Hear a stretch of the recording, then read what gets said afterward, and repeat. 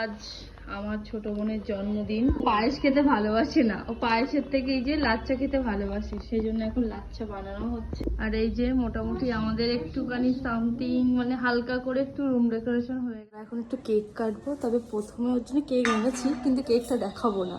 মানে এই যে ছোট ছোট কেক, মানে এগুলো আমরা বাড়িতে এমনি খাওয়ার জন্য আনি। আর এই যে মামা ভুজি, কি মামা ভুজি না সরি বাবুজি কেক, এটা আমি পছন্দ করি তাই আনি। এটা দিয়ে আমরা বলবো যে আমরা কেক আনিনি, এটা এনেছি, এটাই কাটতে হবে।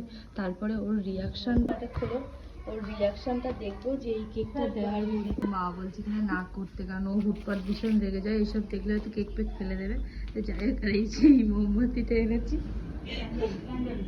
এটা হচ্ছে ক্যান্ডেল, দেখা যাক কি হয়। এটা ধরিয়ে দাও কেকের মাঝখানে পুঁতে দে ক্যান্ডেলটা। আচ্ছা আমি দিয়ে দিচ্ছি। মোমবাতি দাও, ছুঁড়ে দাও, ওই সবজি রেটে সবজি। এত বড় মোমবাতি আমি বসাতে পারছিলাম না, মা বললে এখানে মাঝখানে দিয়ে দিতে, সুন্দরভাবে বসে গেছে। এবার চলো কেক রেডি, দেখা যাক তোর রিয়াকশনটা। বড় কেক দেখে আজকে ফাল্গুনি হেভি সারপ্রাইজ হয়ে যাবে। যাই হোক কি হোক, চলো। এই যে Butun, happy birthday to you, happy birthday to you, happy birthday dear তার কাটা, happy birthday to you, happy birthday to. একটু ছোট হয়ে গেল, কেকটা ছোট হয়ে গেছে, কিন্তু আমরা ক্যান্ডেলটা বড় দিয়েছি, চুড়িটা বড় দিয়েছি, থালা বড় দিয়েছি।